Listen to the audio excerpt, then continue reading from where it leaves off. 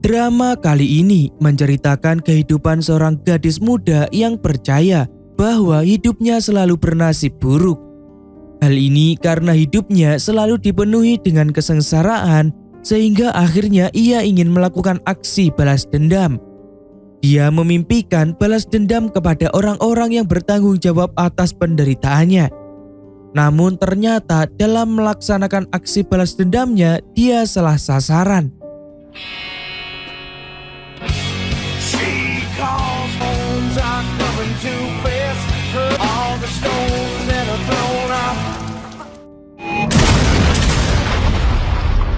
Dan inilah rencanaku.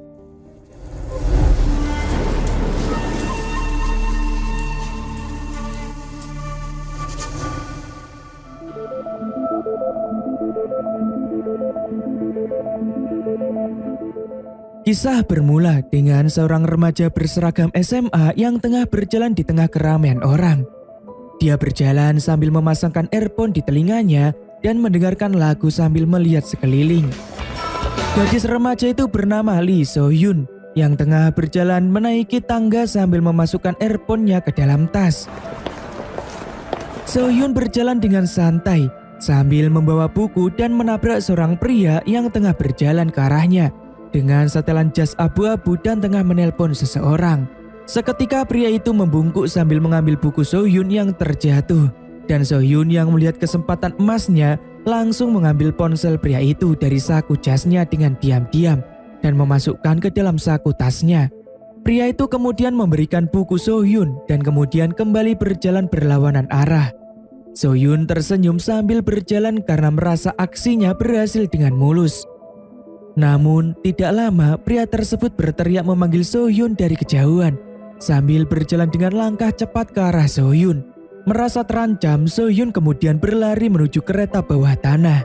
Pria itu terus mengejar So-hyun dan mereka pun berakhir dengan kejar-kejaran di stasiun kereta bawah tanah. Sayangnya saat So-hyun akan memasuki kereta bawah tanah, pintu pembatas stasiun sudah tertutup. So-hyun pun berlari memasuki kamar mandi wanita dan pria itu berhenti di depan kamar mandi. Dia kemudian berlari untuk melaporkan So-hyun ke polisi. Sementara itu, So-hyun yang sedang berada di kamar mandi merasa senang sambil mengambil ponsel hasil curiannya yang lumayan banyak hari itu. So-hyun yang merasa sudah aman berniat untuk keluar dari kamar mandi. Sayangnya rasa aman dirinya tidak bertahan lama karena mendengar ucapan pengunjung lain di kamar mandi yang terheran karena ada polisi di depan kamar mandi. So-hyun merasa kesal dan bingung harus berbuat apa. Saat dia berbalik akan memasuki bilik kamar mandi kembali, tangannya digenggam erat oleh seorang perempuan berjaket hitam dan bertopi.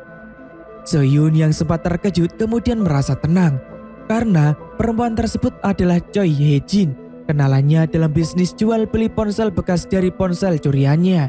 Hye-jin kemudian meminta So-hyun untuk memasuki bilik kamar mandi kembali. So-hyun kembali memasuki bilik kamar mandi dengan harap-harap cemas. Sementara itu, di luar bilik kamar mandi, ada polisi wanita yang mulai melihat sekeliling dan membuka satu persatu bilik kamar mandi. Di dalam kamar mandi, So-hyun yang mulai bersiap untuk melepas bajunya, mulai memegang kerah bajunya dengan cemas dan takut. Sambil melihat bayangan polisi wanita yang berjalan mendekat ke pintu biliknya. Polisi wanita itu terus mengetuk pintu bilik So-hyun hingga 2 kali. Ketika hendak mengetuk kembali, Hye-jin yang sudah berdandan dengan seragam So-hyun membuka pintu dan berjalan keluar menuju wastafel untuk cuci tangan. Polisi wanita itu langsung mendekati Hye-jin dan tak lama kemudian So-hyun berjalan keluar dari bilik menggunakan baju Hye-jin sambil menyembunyikan senyumnya. So-hyun bahkan bisa melewati pria berjas yang ia curi ponselnya tanpa khawatir dan tersenyum riang. Selepas itu, Hye-jin yang sudah kembali dengan setelan rumahannya tengah menghitung hasil penjualan ponsel bekasnya bersama So-hyun. Tak lama So-hyun datang dengan setelan seragamnya dan menaruh tas di kursi dan berjalan menuju lemari es untuk mengambil minuman dingin. So-hyun kemudian mengambil ponsel hasil curiannya dengan tersenyum lebar dan memberikannya pada Hye-jin. Menghitung penghasilan yang mereka dapatkan dari menjual ponsel bekas secara ilegal, Hye-jin menyerahkan hasil kerja keras So-hyun setelahnya. So-hyun yang menyerahkan hasil ponsel curian ke Hye-jin bertanya mengenai tempat sewa yang ia minta. Hye-jin menanyakan mengapa So-hyun memilih tempat yang cenderung gelap itu, sambil So-hyun yang tengah tersenyum lebar sambil menghitung penghasilan yang ia dapatkan. Hye-jin kemudian mengomeli So-hyun yang masih menghitung uang dan menjawab pertanyaannya dengan kata-kata yang terkesan tidak tulus. Hye-jin pun menanyakan mengapa So-hyun memilih untuk hidup sendiri pada akhirnya. So-hyun yang mendengar itu kemudian mendongak menatap Hye-jin sambil berkata bahwa dia tidak membutuhkan keluarga. Di tempat lain, di sebuah ruang yang gelap, seorang wanita keluar dari kamarnya sambil berjalan pelan ke arah lemari pendingin. Wanita itu adalah Kim Yumi, ibu dari So-hyun. Saat Yumi hendak membuka pintu lemari tersebut, ia membaca surat kecil dari So-hyun yang mengatakan bahwa dia akan tinggal sendiri. Tak menghiraukan itu, Yumi memilih mengambil air mineral dari dalam lemari tersebut dan meminumnya dengan ekspresi datar. Yumi duduk di meja makan dengan sedikit frustasi, kemudian mengeluarkan sebatang rokok dan mulai menghisapnya dalam diam. Di sebuah rumah susun, seorang remaja laki-laki tengah menyerahkan pesanan ayam kepada seseorang. Remaja laki-laki itu kemudian berjalan turun menuju motor yang ia parkir di depan pintu masuk rumah susun. Remaja tersebut adalah Cho Yun-ho yang bekerja sebagai kurir pesan antar makanan di Happy Fried Chicken. Saat Yun-ho hendak menghampiri sepeda motornya, dia melihat temannya yang bernama Do Jun-si tengah berjalan bersama remaja laki-laki lain yang tidak berdaya.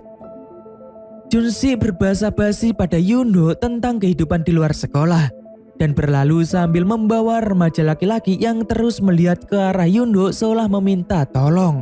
Dari sini dapat kita ketahui bahwa Yun-ho telah putus sekolah. Yun-ho kemudian memanggil Jun-si dan mengajaknya makan ayam goreng untuk menyelamatkan remaja laki-laki tersebut.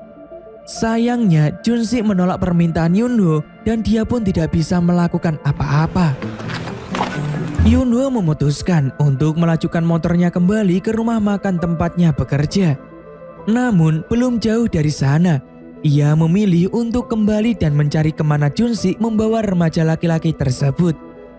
Melihat remaja laki-laki itu tak berdaya dipukuli oleh Jun-si dan kawan-kawannya, Yun-ho berusaha menghentikannya dan menyuruh remaja laki-laki itu pulang ke rumah.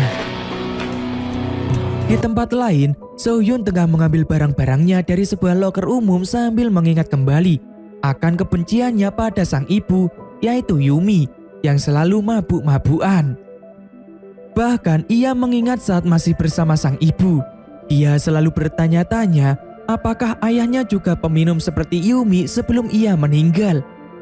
Namun, lagi dan lagi, Yumi memilih pergi tanpa mengucapkan sepatah kata pun dan itu membuat So-hyun muak.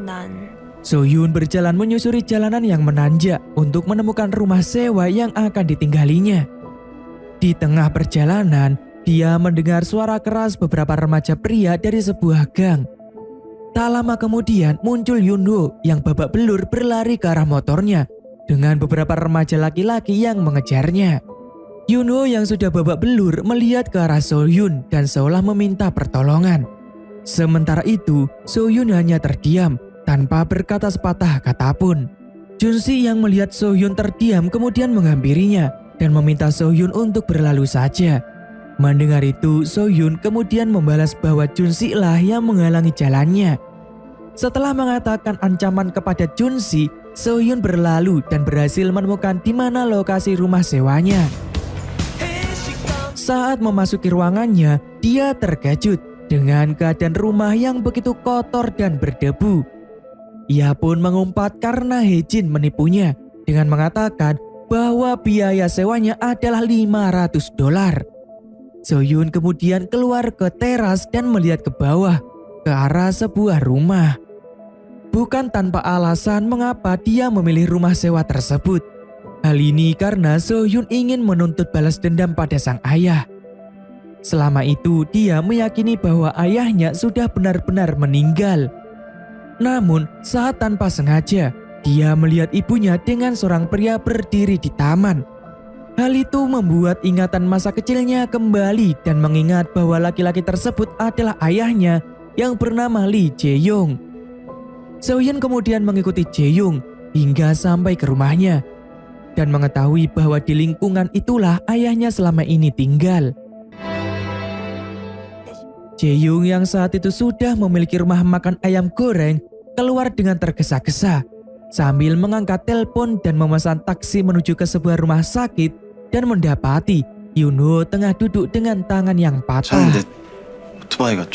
Sementara itu, So-hyun yang baru selesai membersihkan rumahnya berniat mengambil paketnya yang datang dan tanpa sengaja melihat ada ayahnya di bawah berbicara dengan Yoon-ho. Ia pun berspekulasi bahwa Yoon-ho adalah saudara tirinya. Tak lama ada seorang nenek keluar dan dia mengira bahwa nenek tersebut adalah neneknya. Dan perempuan seumuran ibunya yang kemudian keluar adalah ibu tirinya. Namun spekulasinya itu terbantahkan setelah dia turun dan mengajak Yoon-ho untuk berkenalan. Dan menanyakan ini dan itu kepada Yoon-ho. Yoon-ho yang kesal melihat So-hyun yang mengaku bahwa namanya adalah Hae-jin kemudian memberitahukan apa yang ia tanyakan sebelumnya. So-hyun atau Hae-jin akhirnya berbalik. Ia kemudian meminta Yoon-ho untuk makan siang bersama. Sementara itu, Yumi di rumahnya tengah minum sambil melihat beberapa temannya berjudi sambil meminum soju. Tak lama polisi datang dan mereka semua kelabakan sambil membersihkan alat judi mereka. Yumi mulai membukakan pintu kepada polisi dan mereka mencari So-hyun. Polisi tersebut akhirnya masuk ke dalam rumah Yumi. Saat berjalan pulang, Yoon-ho mengatakan pada So-hyun yang saat ini namanya disamarkan menjadi Hae-jin untuk bekerja paruh waktu di tempatnya bekerja. Agar Yoon-ho mendapatkan pengganti sementara waktu. Keesokan paginya, So-hyun langsung mencari SIM untuk mengemudi motor untuk mendapatkan lisensi agar ia bisa bekerja sebagai kurir pesan antar makanan. So-hyun kemudian meminta Hae-jin untuk memalsukan namanya menjadi nama Hae-jin untuk menutupi identitasnya sementara waktu. Jadi nama samaran Hae-jin yang dipakai oleh So-hyun adalah nama temannya sendiri. 내 이름으로? 갑자기 생각난 이름이 없어. Setelah itu, So-hyun atau Hae-jin mulai bekerja dan mengantarkan pesan antar siang dan malam. Di tengah jam kerja siangnya yang sedikit luang, tanpa sengaja ia melihat kunci rumah Jae-yong dan pergi ke rumahnya setelah selesai mengantarkan pesan antar. Memasuki rumah Jae-yong, So-hyun ingin mengetahui seperti apa rumah ayahnya dan dia memilih untuk memotret paspor sang ayah. Sayangnya saat keluar dari rumah tersebut, nenek Yoon-ho yang bernama Hae-sun tanpa sengaja melihat So-hyun keluar dari rumah Jae-yong. So-hyun kemudian bertemu dengan Hae-jin di sebuah tempat minum dan meminta apa yang So-hyun inginkan tempo hari. Hae-jin menyerahkan lembaran foto saat ia mencoba mencari tahu Jae-yong dan So-hyun mendapati sebuah foto yang tidak biasa dari Jae-yong dengan pengasuh nenek Yoon-ho. Setelah itu keesokannya, So-hyun, Yoon-ho, dan Jae-yong makan bersama di rumah Jae-yong dan So-hyun berusaha mencari tahu apakah sang ayah mengakuinya dan apakah sang ayah mengingat bahwa dia memiliki seorang anak yang ditinggalkan begitu saja. 라는 걸 상대가 모른다면 Mendapati fakta bahwa ayahnya dengan bahagia dan tidak mengakui dirinya, So-hyun mulai berbicara aneh dalam keadaan mabuk.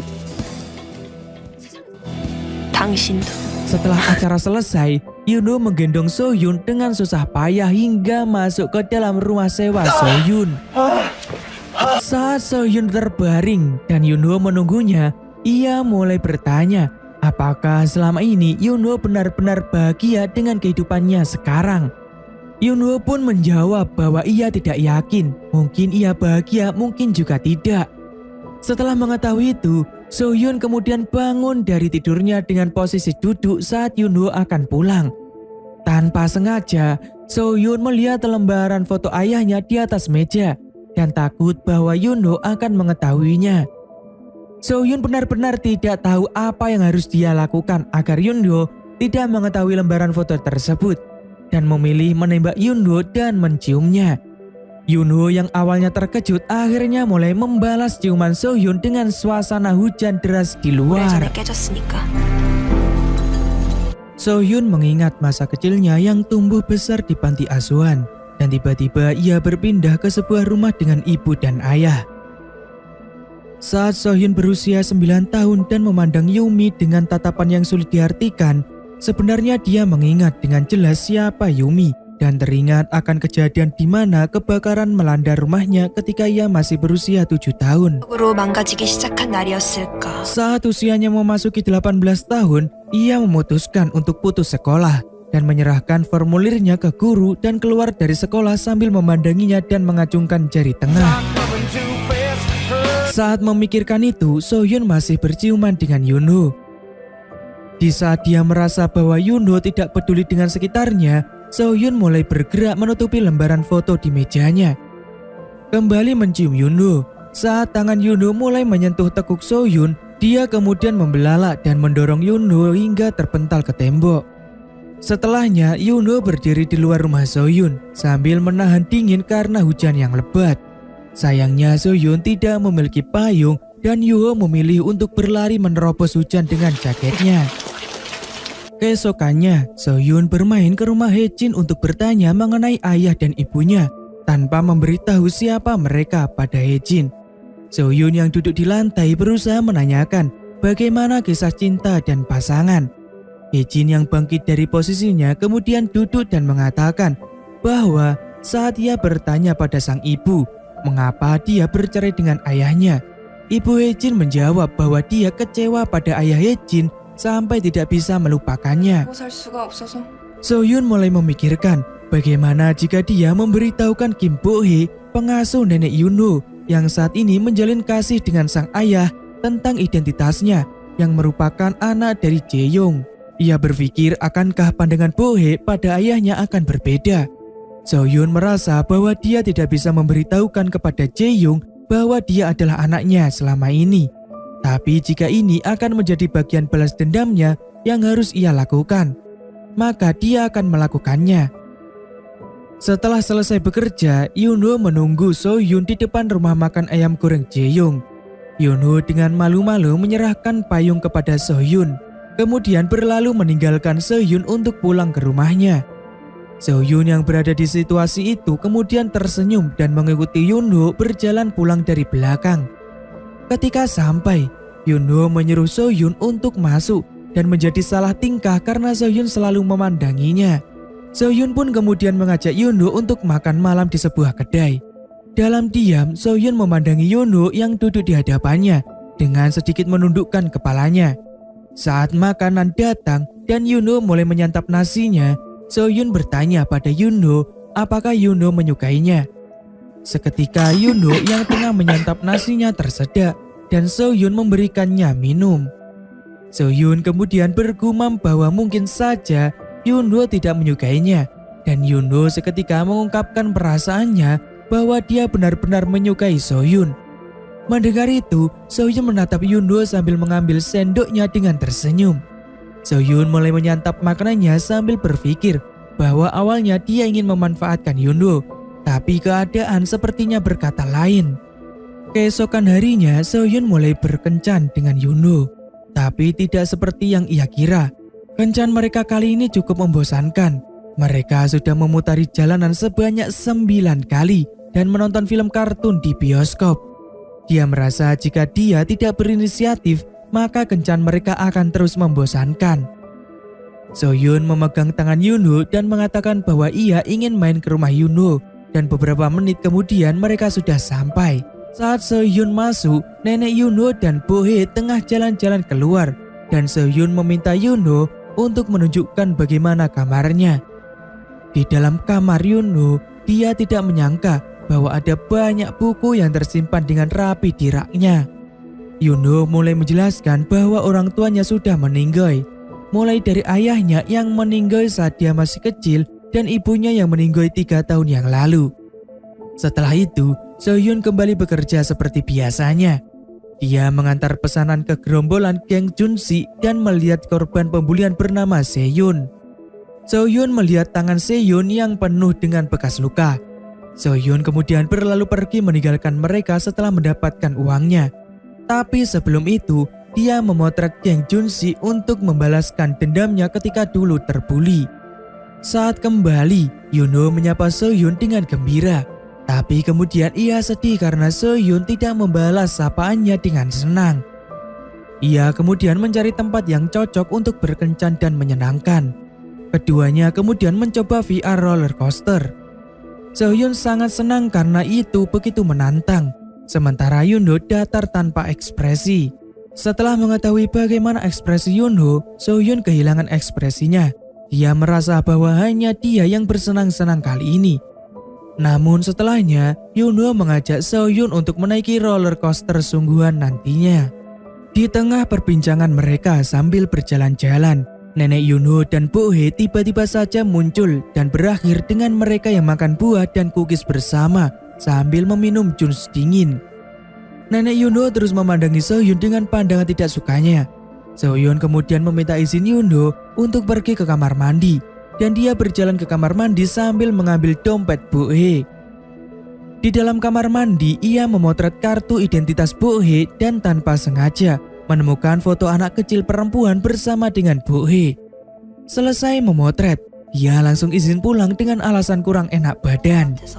집에서 좀 쉬다가 Sohyun lalu bergegas ke rumah Haejin dan meminta Haejin untuk menyambungkan ponselnya dengan nomor dari foto yang ia tunjukkan, yaitu Junsi.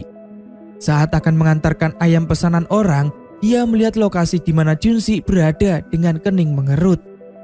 Sedangkan di rumahnya, Yumi duduk di lantai sambil memandangi pesan-pesannya dan Sohyun di ponselnya dan memandangi spam chat darinya yang tidak terbaca bahkan terbalas oleh Sohyun satupun.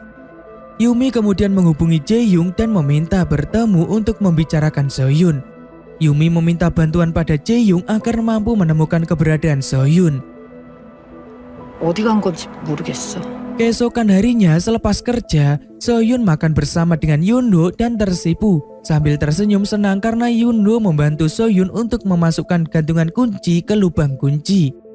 Tak lama, Jaehyung menanyakan sesuatu dan hal itu membuat Sohyun sadar bahkan sang ayah menyebut dirinya putri temannya.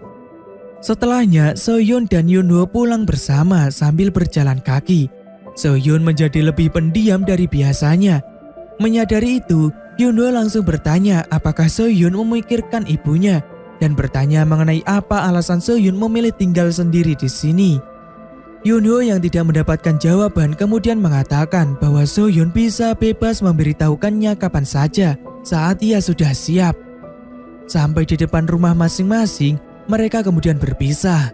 Saat melihat Yoonho sudah masuk ke rumahnya, dia langsung bergegas pergi ke rumah ibunya karena khawatir. 정말로 좋지 않은 전개죠. Namun yang ia dapati, ibunya masih tetap saja dan tidak ada perubahan sama sekali. Sohyun menahan tangisnya saat Yumi malah menanyakan apa yang ia salah pahami tentangnya. Keluar dari rumah Yumi dengan perasaan campur aduk, Sohyun berhenti karena hujan deras yang tiba-tiba saja turun hujan. Sambil melamun, Sohyun kembali mengingat perdebatan yang ia lakukan dengan Yumi. Ia berhasil menumpahkan apa yang selama ini ia tahan, meskipun pada akhirnya tidak ada jalan keluar dari permasalahan dengan sang ibu. Sohyun berjalan pulang di bawah hujan menggunakan payung yang ia dapatkan dari Yoonho. Keesokannya, di dalam rumahnya, Sohyun mendapatkan foto yang ia minta dari Haejin. Dia melihat beberapa foto kebersamaan Jaehyung yang tertawa dengan Bo-hye dan putrinya di sisi Jaehyung. Melihat itu, Sohyun merasa kesal, lalu melihat ponselnya yang menunjukkan di mana lokasi Junsi berada.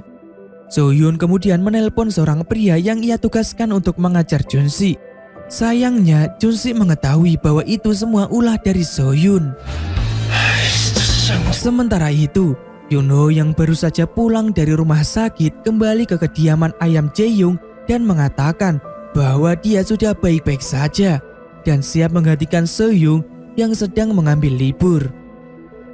Melihat Jaehyung yang masih mencari tahu keberadaan Sohyun, Yoonho menawarkan diri untuk membantu Jaehyung.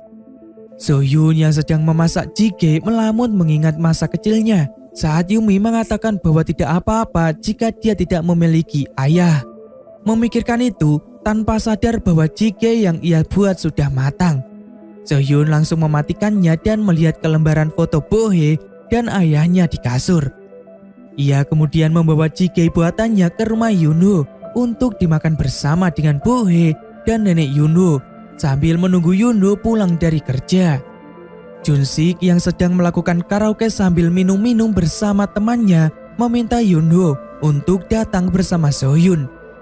Melihat Yunho yang datang sendirian, Junsik merasa kesal dan membawa Yunho ke gang sempit. Yunho kemudian bertanya apakah Junsik mengenal gadis bernama Lee Sohyun. Bukannya mendapatkan jawaban, Junsik malah memukuli Yunho. 넌 지금 어딨어? Di teras rumahnya, Sohyun yang sedang berbincang bersama Bohe mencoba bertanya-tanya tentang hubungannya dengan sang ayah Lee Jae-yong. Ia berharap jika Bohe tahu soal Jae-yong yang memiliki anak perempuan, akan berakhir dengan Bohe yang membenci Jae-yong. Tapi jawaban yang Sohyun inginkan tidak ada. Bohe tidak masalah akan hal itu. Setelah itu, Sohyun bertanya tentang pendapat Bohe jika putrinya tidak setuju dengan pernikahan mereka. Disitulah Sohyun mulai merasa sedikit kesal karena Bohe tidak ingin mendengar bagaimana pendapat putrinya dan hanya mementingkan pendapatnya saja. Berdasarkan apa yang telah dia dapatkan, pada akhirnya Sohyun harus mengurungkan niatnya untuk memberitahu Bohe siapa dirinya. Sohyun kembali mengubah rencana dan berusaha keras agar identitasnya tidak ditemukan sama sekali. Saat Bohe berusaha menginterogasi Sohyun tentang apa tujuannya memilih pindah di sini dan mengatakan bahwa dia tahu Sohyun pernah memasuki rumah Lee Jae-yong. Ponselnya tiba-tiba berderi dan mengangkat telepon tersebut karena dia kira itu adalah Yunho. Saat dia melihat foto yang dikirimkan, dia langsung bergegas pergi dan menelpon orang yang ia percaya untuk menghajar Junsik sebelumnya. Sesampainya di lokasi, Sohyun langsung menghampiri Junsik dan mengatakan sumpah serapahnya bahwa Junsik adalah sampah. Ketika Junsik mulai mengangkat besi di tangan kanannya, utusan Sohyun pun datang dan mulai menghajar Junsik dan teman-temannya. Sohyun berusaha memanggil nama Yunho, tapi ia sudah tidak sadarkan diri. Sohyun berusaha keras untuk membangunkan Yunho dan dia merasa bahwa dia tidak bisa lagi meninggalkan Yunho seperti sebelumnya. Ia terus memegang erat tangan Yunho di depan para polisi yang datang juga Bohe. Di kantor polisi, Sohyun lebih banyak diam. Dia tidak tahu langkah apa yang harus ia lakukan agar identitasnya tidak terbongkar. Sohyun kemudian menjelaskan kronologi kejadian dan mengatakan bahwa dia tidak mengenal siapa para perundung tersebut. Saat polisi meminta Sohyun untuk menyebutkan nama dan nomor ID-nya, ia mengatakan bahwa dia harus ke kamar mandi dan meminta Hae-jin untuk mengirimkan nomor ID-nya. Tapi Hae-jin mengingatkan bahwa dia dan Sohyun tidak seumuran. Saat kembali, dengan terpaksa Sohyun menyebutkan identitas aslinya dan hal itu membuat Bohe terkejut hingga tidak bisa berkata-kata. Setelah selesai, Sohyun melihat Bohe yang masih menunggunya. Berjalan dengan ragu, Sohyun menghampiri Bohe. Melihat Sohyun sudah berada di sampingnya, Bohe langsung pergi tanpa sepatah kata pun. Namun Sohyun meminta Bohe untuk berbicara sebentar. Sohyun meminta maaf pada Bohe.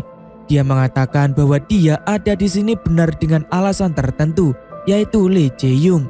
Sohyun memberitahu Bohe bahwa Lee Jae-yong adalah ayahnya. Dia ingin melihat bagaimana ayahnya. Ia juga tidak tahu pasti mengapa Lee Jae-yong menutupi bahwa dia memiliki anak dan tidak mengatakan kepada siapapun. Sohyun juga mengatakan bahwa dia menyesal telah berbohong dengan menggunakan identitas palsu. Saat Bohe hendak pergi dan memberitahu Lee Jae-yong, Sohyun memohon Bohe agar tidak memberitahukannya dan dia berjanji bahwa dia akan memberitahu Jae-yong bahwa dia adalah Lee Se-yong atau anaknya. Namun Sohyun membutuhkan waktu sementara untuk mempersiapkan diri. Bohe juga memberitahukan Sohyun bahwa dia tidak bisa menunggu Sohyun terlalu lama atau bahkan selamanya. Bohe pun pergi meninggalkan Sohyun sendirian yang masih berdiri termenung melihat kepergian Bohe. Tak lama kemudian, Bohe sampai di rumah sakit tempat Yunho dirawat. Tak berselang lama, Sohyun juga sampai di ruangan Yunho yang masih terbujur lemah di ranjang rumah sakit. Saat kembali dari kamar mandi, Sohyun terkejut Boe dan Jae-young sudah tidak ada di dalam ruangan tersebut dan mencoba mencari di mana keberadaan mereka. Diam-diam, Sohyun menguping pembicaraan mereka dan merasa risau apakah Boe tidak bisa menunggu bahkan 1 jam setelah ia memberitahukannya. Pulang dari rumah sakit, Sohyun berbaring dengan bimbang. Dia bingung apakah dia harus memberitahu bahwa dia adalah anak dari Jae-young atau tidak. Dia bingung apakah yang akan terjadi selanjutnya. Keesokannya, Jae-young datang menemui Yoonho dan membawakan beberapa makanan untuk Yoonho selama di rumah sakit. Saat tengah mengunyah makanannya, Yoonho kembali mengingat apa yang dibicarakan oleh Sohyun dan Junsi, juga masalah uang. Tak lama kemudian, Sohyun datang sambil membawa makanan untuk Yoonho. 네, 먹을 수 있지? 잘 먹어야 얼른. Sohyun dan Yoonho kemudian berjalan berkeliling di sekitar halaman rumah sakit. Saat Sohyun bertanya mengapa Yoonho ke sana, ia kemudian terdiam dan menyadari bahwa cepat atau lambat dia harus mengakhiri semuanya. Sohyun kemudian meminta Yoonho agar tidak mencari Sohyun lagi, agar dia tidak babak belur. 다치는 거 싫어. Saat kembali ke ruangan Yoonho, dia berniat untuk memberitahu Jae-young dan hendak datang menuju kedai ayam. Saat sampai di sana, sayangnya Jae-young sudah bertemu Boe dan mereka berjalan bersama. Sepanjang jalan, Boe lebih banyak diam. Sementara itu, Sohyun yang mengikuti diam-diam di belakang mereka merasa sedih dan terkejut dengan fakta yang ia dapatkan bahwa Jae-young sama sekali tidak berniat akan memberitahu Boe bahwa Sohyun adalah anaknya. Sohyun langsung bersiasat bahwa dia memiliki rencana baru di mana dia akan membunuh Boe, membuat hidup Jae-young menjadi lebih sengsara dari hidupnya saat ini. 실한 계획이야. Saat makan bersama dengan nenek Haesun, Boe mendapatkan pencerahan bahwa dia harus memberitahukan apa yang menjadi permasalahan hatinya akhir-akhir ini. Boe kemudian bertemu dengan Jae-young dan memberitahukan bahwa Haejin itu sebenarnya Sohyun. Dan Boe bertanya mengapa Jae-young tidak pernah ada untuk Sohyun. 자기가 딸이라는 Beberapa menit setelah pertemuan keduanya, Jae-young kemudian menaiki sebuah bis menuju ke taman peringatan Sky. Jae-young kemudian berjalan ke dalam taman tersebut dan menghampiri di sebuah makam. Di sana terpampang foto masa kecil Sohyun bersama dengan ibunya dan juga ayah kandungnya yang bernama Lee Min-kyun. Nah, dari sini dapat kita ketahui bahwa ternyata Jae-young bukanlah ayah dari Sohyun. Malamnya, Jae-young pergi ke sebuah warung pinggir jalan dan meminum soju sambil memanggil Yumi. Melihat Jae-young, Yumi langsung bertanya apakah dia mengetahui di mana Sohyun berada. Jae-young langsung menceritakan apa yang terjadi dan mengatakan bahwa Sohyun salah mengira bahwa Jae-young adalah ayahnya. Jae-young pun berjanji bahwa dia akan membuat Sohyun pulang nantinya. Di kamarnya, Sohyun bingung memikirkan cara bagaimana membuat Boe mati. Tapi banyak cara yang ia pikirkan tidak membuahkan hasil. Ia kemudian berusaha mencari pencerahan dengan bertemu Haejin di rumahnya. Tapi tidak ada satupun ide cemerlang yang ia dapatkan. 그럼 못해. 아니야. Saat perjalanan pulang, Sohyun mendapatkan telepon dari Jae-young dan mengatakan bahwa ia ingin mengajak Sohyun dan Yoonho untuk jalan-jalan. Ternyata mereka bertemu di tengah jalan dan memutuskan untuk duduk dan berbicara sebentar. Sohyun kemudian menanyakan kenapa Jae-young tiba-tiba meminta jalan-jalan. Jae-young kemudian mengatakan bahwa dia ingin mendapatkan udara segar dan sedikit menciptakan beberapa kenangan yang menyenangkan. Keesokannya, Sohyun merasa mendapatkan kesempatan dan mulai membeli barang-barang yang tidak pernah ia beli sebelumnya dan menyusun rencana pembunuhan yang menurutnya akan berhasil saat itu. 실패할 일은 없었죠. Pagi hari, Sohyun, nenek Haesun, Yoonho, Boe, dan Jae-young sudah menaiki mobil menyusuri jalan yang bersisian dengan pantai. Nenek Haesun menyanyi dengan riang diiringi tepuk tangan yang meriah dari Yoonho dan Boe. Sesampainya di sebuah villa di tepi pantai, mereka langsung membakar barbeque lalu makan bersama. Sementara itu di rumah Sohyun, Haejin tengah mencoba membobol rumah sewa Sohyun dan akhirnya berhasil masuk setelah meminta pemilik rumah sewa membukanya. Masuk ke dalam, Haejin langsung mencoba mencari tahu apa yang sebenarnya direncanakan oleh Sohyun.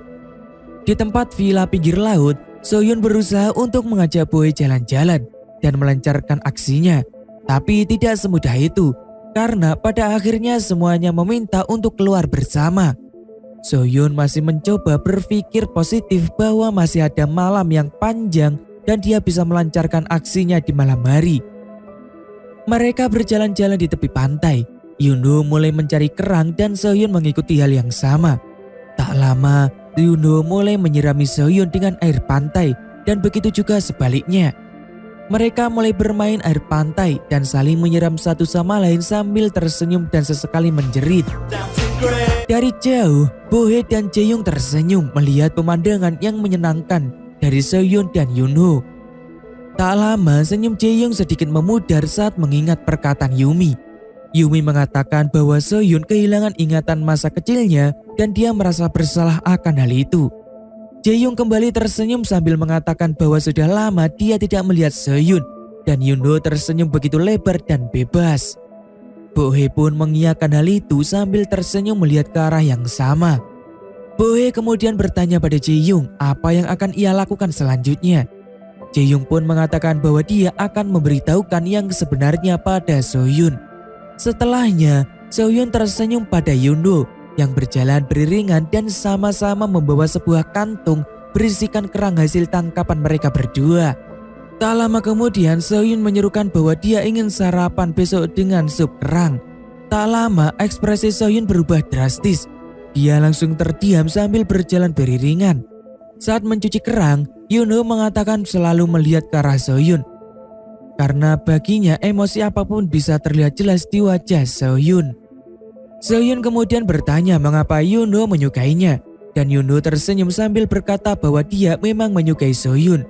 Sohyun kembali bertanya bagaimana jika dia adalah orang yang jahat. Bahkan lebih jahat dari yang Yoonho kira. Yoonho kemudian mendongak ke atas seolah berpikir dan mengatakan bahwa dia tidak peduli akan hal itu. Dia hanya peduli bahwa dia menyukai Sohyun dengan cara dia melihatnya sebagai Sohyun. Kemudian mematikan keran air Sohyun dan mengatakan sambil tersenyum bahwa jika Sohyun melakukan sesuatu yang salah, dia bisa menghentikannya jika itu memang salah. Namun, di dalam hati Sohyun dia merasa bahwa ini bukan hal sederhana yang bisa ia hentikan begitu saja. Mereka kemudian pulang bersama hingga malam hari. Saat hendak masuk, Sohyun bertanya pada Yoonho apakah dia bisa berbicara sebentar nanti malam bersama dengan Bohye dan mengatakan yang sebenarnya tentang dirinya. Sohyun masuk ke dalam ruangannya dengan jantung yang berdebar tidak karuan. Dia membawa barang-barang yang ia siapkan sebelumnya dan mulai akan membuka pintu kamarnya. Masih membuka pintu dengan ragu dan jantung yang berdebar, Sohyun akhirnya melakukannya dan mulai meminta Bohye untuk menemaninya mengambil sikat gigi yang tertinggal di mobil. Saat keduanya akan kembali ke dalam mobil, Sohyun meminta Bohye untuk berbicara dengannya tentang Jaehyung. Di tempat lain, tepatnya rumah sewa Sohyun, Haejin sudah mengobrak-ngabrik seluruh rumah dan kesulitan mencari apa yang ia ingin temukan. Haejin dengan nafas tersengal-sengal kemudian duduk di lantai depan lemari pendingin dan membukanya, melihat apakah ada yang bisa ia dapatkan di sana. Saat Haejin membuang botol air mineral bekas ia minum ke tempat sampah, Haejin mulai melihat-lihat sampah yang ada di tong sampah milik Sohyun. Dia terkejut karena mendapati bahwa Sohyun membeli banyak sekali pil obat tidur dan Haejin tak sengaja membuka catatan Sohyun yang ia buang tentang membunuh seseorang. Dengan panik, Haejin langsung menelpon Sohyun. Kemudian dia berlari ke rumah Jaehyung dan tidak mendapati pemilik rumah di dalamnya. Dengan cepat Haejin menelpon Jaehyung dan menjelaskan apa yang terjadi. Sohyun yang sebelumnya ada di mobil bersama Bohye dan berhasil menidurkan Bohye dan langsung menyalakan arang briket. Dia meninggalkan api yang menyala dengan Bohye di dalamnya. Sohyun keluar dari mobil dan berjalan menuju kursi yang menghadap ke laut. Merasa ada getaran di ponselnya, dia melihat ada telepon dari Jaehyung. Awalnya Sohyun masih mengabaikan hal itu.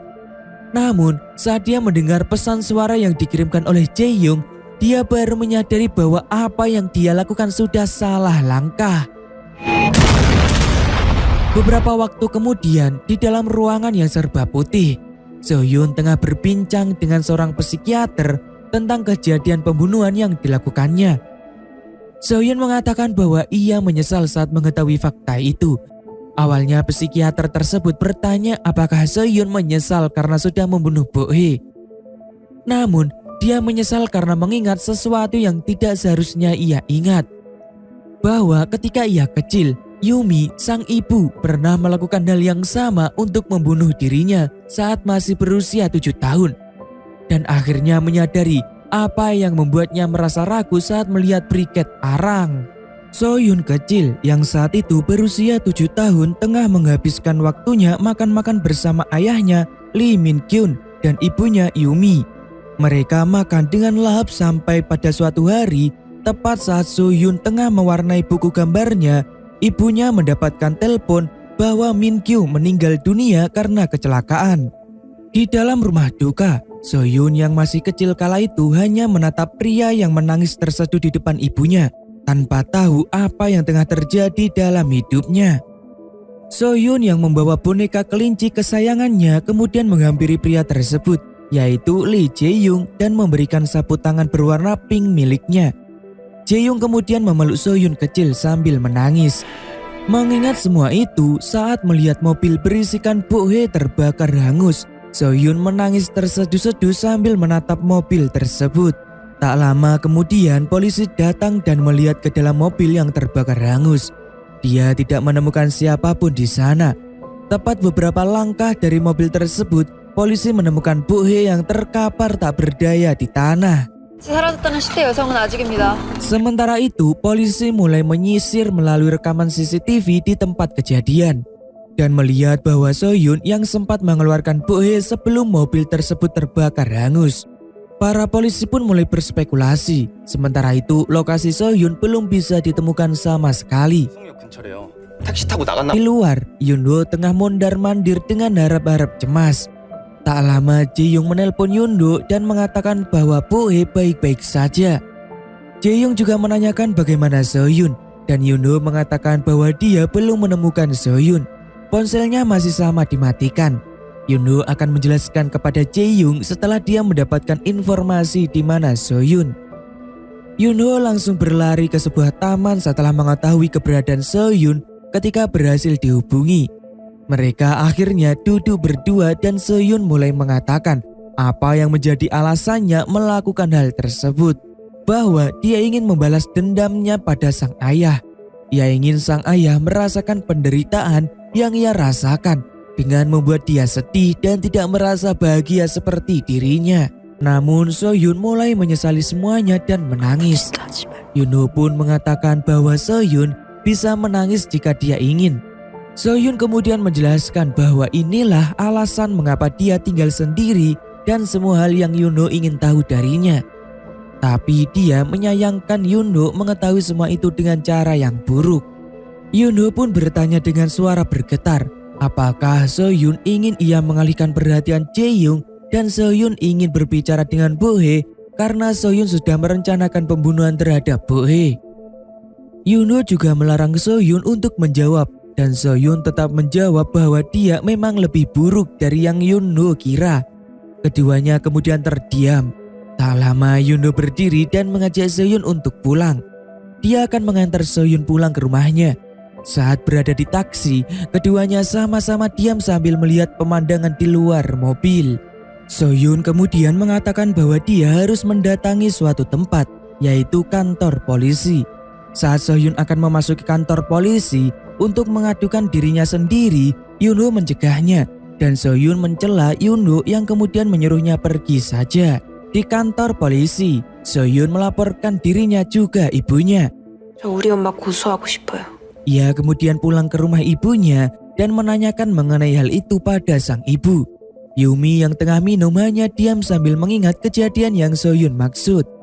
Dengan menangis, Sohyun membanting botol soju di meja Yumi dan mengobrak-ngabrik lemari makanan Yumi sambil berteriak, mengapa Yumi melakukan hal itu padanya. Sambil terduduk dan menangis terseduh, Sohyun mendengar perkataan sang ibu yang menyatakan bahwa dia sudah menebus dosa akan hal itu dengan menjadi tahanan kepolisian selama 2 tahun. Mendengar perkataan itu, Sohyun langsung berteriak, Apakah hal seperti itu hanya bisa ditebus dengan menjalani hukuman penjara? 다치는 거야? Sohyun kembali berteriak bahwa dia tidak mengetahui itu dan tidak akan memaafkan Yumi. Dia juga berteriak mengapa Sohyun tidak dibiarkan mati saja atau menjadi yatim piatu. Kenapa Yumi membawanya hidup dalam kehidupan buruk seperti itu? Yumi hanya diam saja dan menenggak kembali minuman sojunya. Melihat reaksi Yumi, Sohyun langsung bertanya, apakah ibunya tidak ingin meminta maaf? Tidak mendapatkan jawaban, Sohyun hanya sedikit gemetar berdiri keluar dan menangis terseduh-seduh di depan pintu. Sepulangnya dari sana, Sohyun berjalan dengan lemas dan Yoon-ho sudah menunggunya di bawah.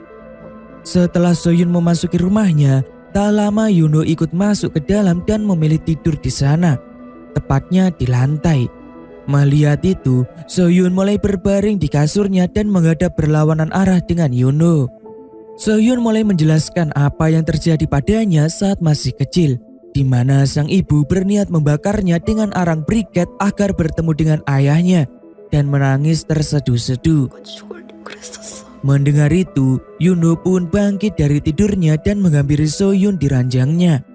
Memeluk Sohyun yang tengah berbaring meringkuk dengan erat dari belakang, sembari menenangkan Sohyun yang semakin menangis terseduh-seduh. Di lain tempat, Yoon-ho menemui Jae-young dan menjelaskan apa yang terjadi pada Sohyun dan mengapa Sohyun melakukan hal itu. Jae-young benar-benar berpikir keras dan mengingat kembali mengapa Yumi diam saja saat Jae-young menanyakan alasan dibalik Sohyun kehilangan ingatannya saat kecil. Jae-young kemudian pergi menghampiri Yumi dan menanyakan apa yang terjadi. Baru beberapa patah kata, Yumi kemudian berlari ke kamar mandi sambil memuntahkan isi perutnya. Jae-young kemudian duduk di luar pintu kamar mandi dan menjelaskan semuanya yang tak sempat tersampaikan dan saling menangis satu sama lain. 화를 내지 그랬냐? Sementara itu, Yoon-ho tetap mendatangi Sohyun yang tetap tidur tidak melakukan apapun setiap harinya, membawakan makanan baru dan mengambil makanan basi yang tak tersentuh sama sekali.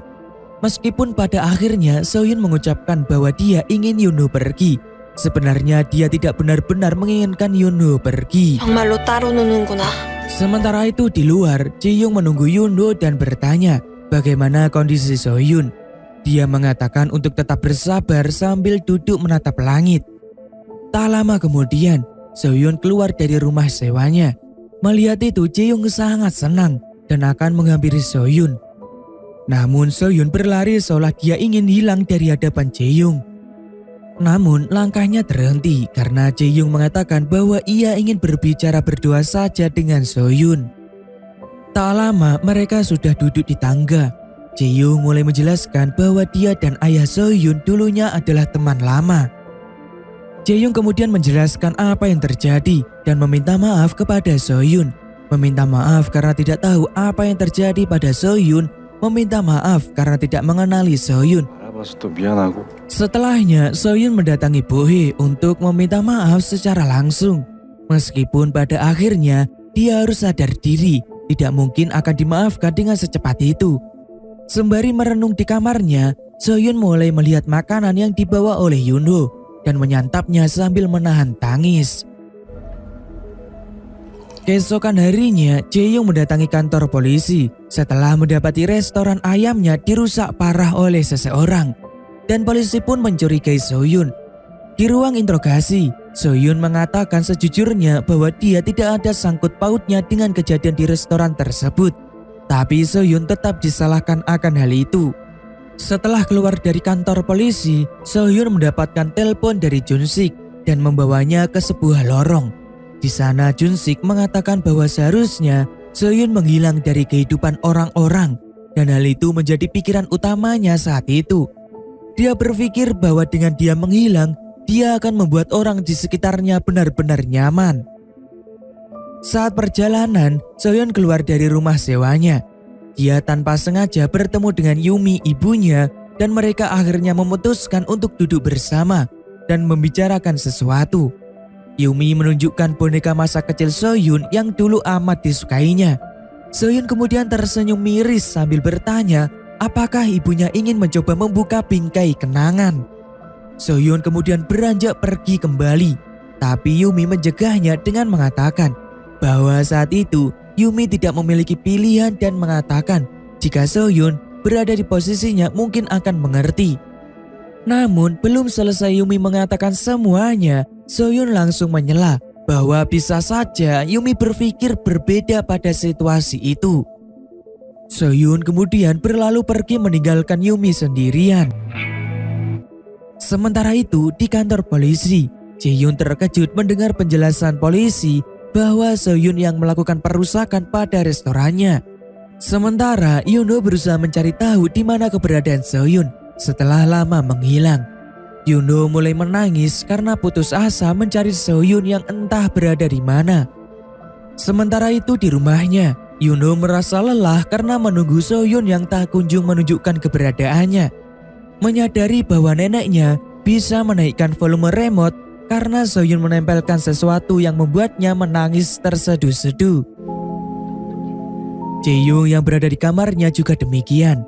Dia melihat buku tabungan yang mencatat semua momen penting Sohyun dari kecil dan menangis membaca tulisan tersebut. Sementara itu, di dalam rumah Haejin, Sohyun menatap hujan di luar rumah dalam diam. Sohyun tetap diam meski Haejin sudah mengajaknya berbicara. Sohyun mulai merindukan Yuno dan kemudian membuka pesan dari Yuno. Dia tidak bisa lagi menahan rindunya dan berlari keluar untuk melihat Yuno dari kejauhan. 잘 지내나? Sohyun kemudian berbalik dan berhenti karena mendapati Yuno ada di hadapannya. Yuno mulai memarahi Sohyun karena sikap egoisnya dan menyerahkan payungnya kepada Sohyun seperti Sohyun pergi dan membuang sesuatu sesuka hatinya. Saat Yuno mulai berbalik meninggalkan Sohyun dengan kehujanan, Sohyun mulai mengatakan alasan ia pergi meninggalkan semua orang. Ia takut jika ia akan menjadi seperti ibunya yang akan menyakiti semua orang di sekitarnya jika kembali. Mendengar itu, Yuno langsung berbalik dan berjalan ke arah Sohyun. Menepis payung Sohyun, Yuno memeluk Sohyun dengan erat dan begitupun sebaliknya. Sohyun yang tengah berdiri di makam ayahnya bersama Jaehyung terdiam menatap foto masa kecilnya bersama ayah dan ibunya. Jaehyung kemudian menyerahkan buku tabungan dari sang ayah kepada Sohyun dan mengatakan bahwa dia juga ikut membantu sedikit di dalamnya setelah Min Kyung meninggal. Ayahnya Min Kyung tidak ingin Sohyun khawatir akan biaya kuliah dan sudah menabungnya sejak Sohyun belum lahir. Jaehyung juga mengatakan bahwa dia ingin Sohyun bisa hidup lebih baik lagi. Jaehyung juga mengatakan agar Sohyun kembali bekerja di kedai ayamnya karena mereka kewalahan mengurus semuanya. Setelahnya Sohyun mendapatkan rencana hidup yang lebih baik dan mencoba melewati tantangan yang dihadapi. Dia mengatakan kesaksian yang sebenarnya dipilih interogasi polisi. Sohyun juga menemui Bohye dan mereka mulai berbaikan. 알았어. 들어와요. Di ruangan serba putih bersama dengan psikiater di Pusat Dukungan Stabilitas Emosi Remaja, Sohyun menjelaskan bahwa dia merasa di balik hal-hal yang tidak menguntungkan, hal-hal baik juga turut terjadi di dalam hidupnya. Dan dia sudah merasa bahwa ayah dan ibunya tidak menghancurkan hidupnya. Selepasnya dari sana, Sohyun pergi menemui Yuno yang sudah merencanakan bahwa mereka akan menaiki roller coaster sungguhan. Dari semua hal yang terjadi, Sohyun memiliki tujuan hidup baru, di mana dia akan menjalani hidup sepenuhnya tanpa memperdulikan apa yang akan terjadi selanjutnya. Perjalanan hidup yang dilalui oleh Sohyun tidaklah mudah, terbendung dengan masa lalu yang tiada akhirnya, menjadi bingung dengan rencana yang diambil apakah tepat atau tidak. Semua memberikan jawaban dan pilihan pada akhirnya, di mana semua hal yang terjadi dalam kehidupan kita tergantung pada bagaimana cara kita menyikapi dan memandangnya dari berbagai sisi. Secara tidak langsung, kisah Sohyun mengingatkan kembali kepada kita bahwa dalam menyikapi sesuatu, kita harus melihat segala sesuatu secara menyeluruh dan menggunakan berbagai sudut pandang yang ada. Selain itu, kita tidak perlu mengkhawatirkan kehidupan kita selama ini dan dijadikan satu dengan masa depan. Karena masa depan kita tidak ada yang tahu pasti. Yang jelas, menjalani kehidupan kita saat ini dengan hal baik adalah keharusan yang tidak bisa kita hindari. Oke guys, terima kasih dan selamat bertemu di video selanjutnya.